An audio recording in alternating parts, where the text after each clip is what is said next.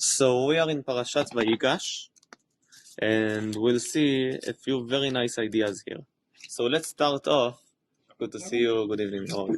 Let's start off with chapter 44 at our Parashat. Chapter 44, Pasuk 19. So the Pasuk says, Judah told Yosef, Adoni שאל את עבדיו, היש לכם אב או אח? You asked us if we have father or any brother. Says Rashi, דיבור המתחיל אדוני, you can all see it in the חומשים, אדוני שאל את עבדיו, you asked us, מתחילה בעלילה באת עלינו. Meaning, that at the beginning, you accused us falsely when you tried to convince us to bring Benjamin here to Egypt. Asks the Reb Shlomo Kluger in his book Imrei Shefer two very strong questions here. First of all, the main claiming of Judah was what he says in the next psukim. It would be on pasuk 31. He says, "Vayakir oto ki en hana'ar vamet," meaning you should give up for Benjamin, for him stealing the goblet, cause if our father won't see Benjamin coming back from Egypt to Eretz Israel, he right away would die. Are you with me? He said, look, Judah, the main claim of Judah was that if our father won't see Benjamin coming back, he would die. So what does it matter if at the beginning Joseph had some accusations to them or not? That's not the issue here. The issue is if Benjamin is coming back to Israel or not. That's the Knan. That's the issue here. So what is saying here that at the beginning you were accusing us falsely? That's not the issue here. Secondly, he should claim his main claiming by saying, look, Benjamin didn't steal the goblet. Right? He doesn't say anything about that. He's just saying, you accused him like that, you accused him like that. That's not the issue. Did he steal or not? That's what we're speaking about. Why isn't he speaking about those stuff at all? What is it that he has to do with Joseph accusing them of stealing and accusing them of falsely in many things? So says the Reb Shlomo Kluger a very strong idea here. The reason that Judah intervened more than his brothers here with speaking with Joseph was because Judah made himself a guarantor of returning back Benjamin to his father. Now, therefore, Yosef told him, look, we have a rule where someone who is anus, Rachmana Patre, meaning that if someone is compelled, so he is exempt. If someone is compelled, he is exempt. You are exempt of bringing back Benjamin. Why? Because you couldn't know that Benjamin would steal. So whenever you said that you committed to be a guarantor for bringing back Benjamin, you didn't even think maybe he would steal and therefore I won't be able to bring him back. So you're exempt.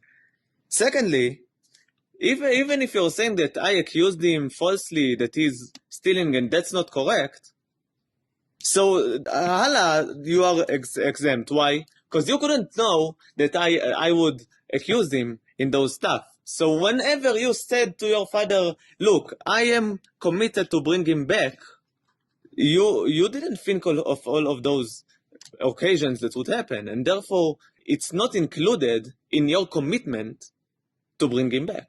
Who's saying that? Joseph to Judah. He told him, look, we have a rule, behind the scenes, it's not written, but the rule says that whenever someone is compelled, he is exempt. But it's like you take, if he's taking responsibility for him, it's also he's going to make sure he behaves in the right way. Okay, so if you've got children, yes, you're responsible for their actions. But until a limit, you have a limit on that. Yes. And the limit would be that he would never even think about his holy brother to be a thief, first of all. Secondly, even if you're saying that he is not a thief and he didn't steal the goblet, but for me accusing him, you didn't think about this as well. And this, the Gemara says, this is called, it wasn't included in his commitment to bring him back. Therefore, you are exempt. That's it. That's called in the Gemara an uncommon completion. That's called honest the lo shachiach. It's uncommon completion, and therefore you are exempt. Told him Judah. So he's saying to him, Joseph, look, therefore you are exempt of being a grantor, responsible for bringing him back, and therefore you are not a rev anymore. You are not grantor. That was his claiming of Joseph. Judah told him, look, when you told us to bring Benjamin here to Egypt, you already started with all of your false accusations and with all of your tricks, and I understood that those stuff are going to happen again, because you're this type of person who is doing all of those manipulations and all of those stuff. So when I told my father that I'll bring him back, already I thought that you might do all of those tricks and all of those false accusations and all of those stuff, and therefore back at the time I already told him whatever would happen, I'll bring him back, including all of those stuff that might happen. And therefore when I committed being a guarantor, that was with me knowing all of those stuff that might happen. And therefore, I am not exempt. I am not patur of bringing him back. And that was the whole conversation here. And that's what Rashi says, that Judah told him at the beginning, you accused us falsely. What does he mean to say? He meant to say, we already know who you are and all of your tricks. And therefore, I knew back at the time when I committed my father to bring Benjamin back, what might happen. And al-da'at zeh it's called in the Gemara, meaning, knowing all of those stuff, I committed to bring him back. And that's what Rashi says here, and therefore he is guaranteed to bring Benjamin back. That's the first idea here, and that's a very strong one, in my opinion at least. So, we're talking about behind the scenes, they had all these conversations? Yes, they had. According to Reb Shlomo Kluger. Let's continue on to chapter 45, Pasuk 12. The Pasuk says, והנה, עיניכם רואות, ועיני אחי בנימין, כי פי המדבר אליכם. Now Joseph wants to prove to his brothers that he is Joseph. How does he prove it? Says Rashi, והנה עיניכם רואות. Do you have it all, Rashi? Rashi says, והנה עיניכם רואות, בכבודי, מה יונו? ושאני אחיכם, and that I am your brother, how come? שאני מעול ככם, that I am circumcised, just as you are. ועוד, says Rashi, another thing, כי פי המדבר עליכם בלשון הקודש, that I am speaking with you, לשון הקודש. And no one here in Egypt knows that לשון הקודש except of me, because I am your real brother. That's what Rashi says here. I saw in a book called Parashat Shulchan Shabbat, he brings out the aderet in his book, Beseder HaParshiyot, that he asks why Rashi needs to emphasize that he was circumcised just as them. She'ani ma'ul kachem, just as you are. What is this emphasization of Rashi, saying that he is mahul just like them? So he says a very strong idea here, but you need to be very concentrated on it. He says like that, look, there is another question here that Joseph wanted to prove that he is their brother. How did he want to prove it? By showing them that he is mahul. He did a Brit Milah. That's not a real proof. Why? Because back at the time when Avraham Avinu was told by Hashem to do Brit Milah, Hashem told him to do a circumcise also to all of his sons, all of them, meaning that they were also Bnei Torah, the sons of his second wife or third wife, Torah, that they were doing Brit Milah as well. So you want to say that you are our brother because you did the Brit Milah? Maybe you are the son of Bnei Torah, and they also are doing Brit Milah. and you have a Brit Milah just because you are the son of them. You are not our brother. What is the proof here when he showed them that he is Mahul? Do you feel what I'm saying? It means you've got lots of people that might Yes. be Mahul as well, so it's not unique at that time already. Yes. Okay. And even though we have one shita that says that they weren't permitted to do a Brit Milah, but that's only to all of the generations later.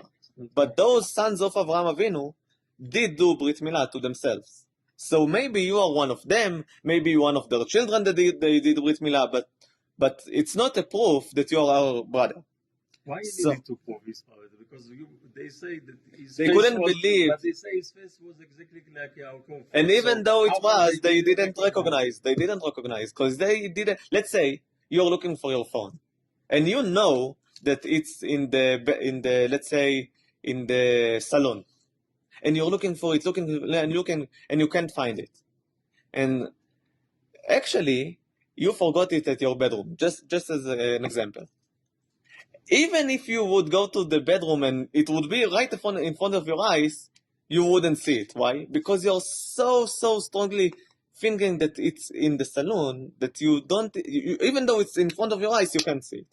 Meaning that when they saw Joseph, even though they saw his face, they couldn't really, it didn't fall to them, they didn't understand that this is Joseph.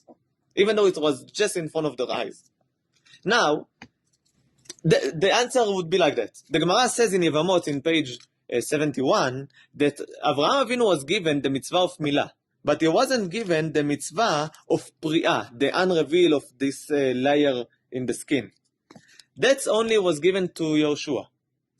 That's one Gemara. Now, even though he wasn't given this mitzvah, but he did it. Just as the Gemara says, the Mishnah in Chiddushim Peibet, the Gemara in Yoma says that Avraham Avinu and all of the Avot did all of the Torah, they did all of the mitzvot. So even though Hashem didn't commit him to do pri'ah, to do the unrevealing, but by themselves they did it. Does that make sense? Very nice. Now, and Tosfot in Yevamot as well says that Avraham Avinu did the pri'ah as well. Now, those Bnei Torah that were the sons of Avraham Avinu, they didn't do the pri'ah as well. Because they weren't so holy as Avraham, Yitzchak, Yaakov. They did all of the mitzvot and kept all of the Torah. They did only what Hashem told them to do. Meaning, only the milah without the unrevealing, without the pri'ah. Okay? Okay, so that's Now when Joseph showed them his Brit Milah, they saw that he had also the pri'ah.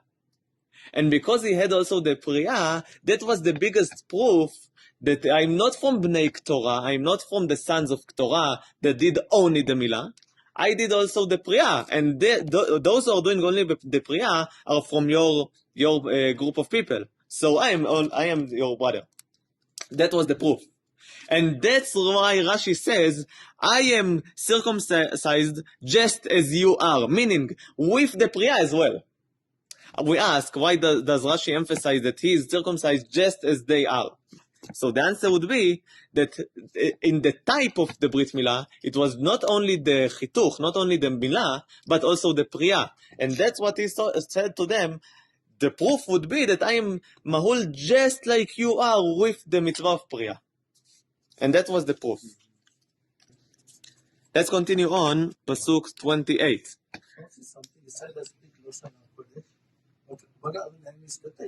They had 70 languages. The Gemara says in Sotah in page 36 that when Joseph came to Pharaoh, Pharaoh knew 70 languages. And he had 70 steps to his... Yeah. And whoever wanted to go up in the steps until he comes to Pharaoh. So when Joseph came to Pharaoh, he knew only Lashon HaKodesh. Came Gabriel HaMalach, taught him all of the 70 languages, and he just got up in the stages to the level of Pharaoh. And then he started to speak with him Lashon HaKodesh, and Pharaoh didn't understand that. And that's what the Pasuk says in Tehillim, Sfat lo yadati eshma, meaning this language that you're speaking, I don't understand. And then the rule was in Egypt that whoever knows the most languages, he's the king. And Pharaoh told him, look, you're supposed to be the king, but let's do a deal that you won't tell that I don't know the language, and I would be like so-called the king, but you would do you would be the one with the keys for real. And that's what happened actually. So they had 70 languages, except of Lashon HaKodesh. So, is Lashon HaKodesh 71? Yes, it is. For Egypt, no. No, in the world. In the world, When it's 71. Hashem split into the 79. Yes, it was except of Lashon HaKodesh. Okay. Yeah. But just didn't he had, when he talked to them before, he had a translator that was understanding and talking? And that was the problem. The first pasuk in our Parasha says, Vayigash Rav Yehuda, Vayomer bi Adoni. Yehuda came to Assaf and said, V'yedaberna avdecha davar beoznei Adoni. I want to speak to your ear. Why do you want to speak to my ear? Because he understood that he says A, and Joseph understands Z. So he thought maybe this translator here does all of the problems. And I want to speak to you directly without this man translating me, because he does all of the problems. And that's why he said, I want to speak to your ear, meaning that I want to speak without this translator. Now let's continue on to chapter 45, pasuk 28. The pasuk says, Vayomer Israel, Yaakov Avinu said, Rav od Yosef chai. Now I understand that Joseph is alive. Elcha v'renu b'terem amut. I want to go and see him in my eyes before I'm dying. That's what Yaakov said. Says in a book called Lecha David, from Reb David HaKohen Skali, he says, we saw in last week's Parasha, on chapter 41, pasuk 46, that when Joseph came to Pharaoh, he was at the age of 30. He was at the age of 30. Now, one pasuk before this one, 28, the pasuk says, "Vatechi ruach Yaakov aviem." When he heard from his sons that Joseph is alive, "Vatechi ruach Yaakov aviem," he became alive. Says Rashi, "Vatechi," that the Shechina came and stayed with him. That's what Rashi says. From this Shechina that stayed with him, he got nevuah. Nevuah is a prophecy. Yeah. And because the Shekhinah had actually left him for 20 years, because he was sad. Yes. Now he had nevuah, he had prophecy, and from this prophecy he knew that Joseph would die at the age of 100 years and 110, and that's actually written in the Parashat Vayechi in chapter 50, pasuk 26. That Joseph died at the age of 100 years and 10. So he understood from the Ruach HaKodesh, from the Nevuah, that Joseph would be a king of Egypt for, it would be 80 years. From the age of 30 until the age of 110. It would be 80 years. Right? Okay. So he says, that's what's written here in the Pasuk. Vayomer Israel, Yaakov Avinu said, we are in chapter 45, pasuk 28. Pleasure. So, Yaakov said, Vayomer Israel, at the power of the prophecy, Rav od Yosef bni Chai, meaning Rav is Ribon. This is the ruler of Egypt. In English, in Hebrew, Rav is Ribon. Ribon is the ruler of Egypt. Rav od Yosef Chai. Od, the word od, is in Gematria exactly 80. Ain is 70, Vav is 6, Daled is 4, it's exactly 80. So he said, Rav od Yosef Chai, meaning Joseph would be a ruler for odd years. Odd is 80. So that's what he said according to the Lecha David. Let's end with one more idea. We don't have so much time. Let's end with one more idea. That's how we get a minyan. Okay, so we are continuing to chapter 47, pasuk 14. The pasuk says, Vailaket Yosef, Yosef collected, את כל הכסף הנמצא בארץ מצרים, all of the money that is in Egypt, ובארץ כנען in Canaan, בשבר אשר הם שוברים, through the purchases of grain that they were buying. טוב לראות אותך, ערב טוב, מה נשמע? There is a very strong idea here from the book called Marganita de Rabbi Meir. But I want to bring out something before that. We have an halacha that let's say that there is one avodah zarah over here. A goy can cancel the name of the avodah zarah. He can break the avodah zarah, and with breaking it and bowing to it, he is canceling the name of the avodah zarah that is over here. That's one din that we have in Shulchan Aruch, Kuf Mem Vav in Yoreh De'ah. On the other hand, a Jew cannot cancel the name of avodah zarah, meaning that even if we have here a Buddha, and I would take something and break it with it, the name of the avodah zarah isn't cancelled yet. Only if a goy would do it, it would be cancelled. That's an halacha that we have in Shulchan Aruch, Yoreh De'ah, Kuf Mem Vav. Says the book called Divrei Shaul from Rabbi Yosef Natan Shaul Zon, we saw at Parashat Bo that Moshe tells that all of the people that they need to borrow klei kesef and klei zahav, the tools that are from kesef and from zahav, they need to borrow from the Egypt people. Before they ran away. From the gold and the silver. Why is the reason that they are supposed to borrow it and not to just take it? They can take it. What is the problem? So he says, according to what we learned just now, it's understood very nicely. Why? Because we have another Shulchan Aruch in Yoreh De'ah Kuf Samech Aleph that says that the tools of silver and the tools of zahav, of gold, that the goyim has, might be avodah zarah. They consider it as avodah zarah.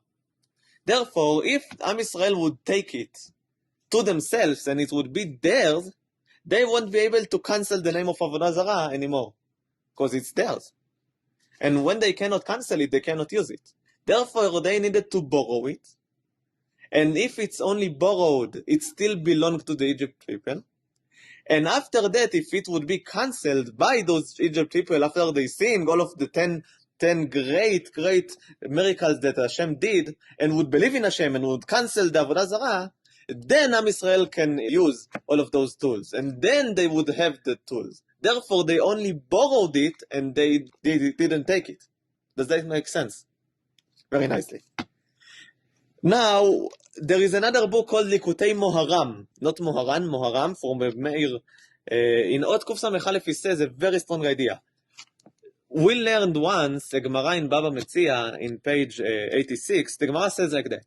When Avraham Avinu told them, may you look please in Parashat Vayera, we saw it in chapter 18, Pasuk 4. May you look please in chapter 18, Pasuk 4. When the angels came to Avraham Avinu, he said, Yukachna me'at mayim, v'rachatzu raglechem. I want someone to bring some water, and you need to wash your legs. So he said, Yukachna me'at mayim, please someone will take some water, v'rachatzu raglechem, and you, those three people who came, you should wash your legs. Says the Gemara, I'm reading the Gemara now. Amar Rabbi Yanai Rabbi Ishmael, said Rabbi Yanai in the son of Rabbi Ishmael. Amru lo, they told him, V'chi arvim chashadatanu, did you suspect us that we are Arabic people, shemishtachavim, that bow down, le'avak shebaraglehem, to dust that's on their legs? Kvar yatsa mimeno Ishmael, you already have Ishmael. What did they say? What did they mean to say by saying, you have already Ishmael? Says Rashi, you already have Ishmael that he himself believes in Avodah Zarah. So you're afraid that we are doing Avodah Zarah and believing in Avodah Zarah? Ishmael is just as us, and he's in your house. That's what they meant to say to him.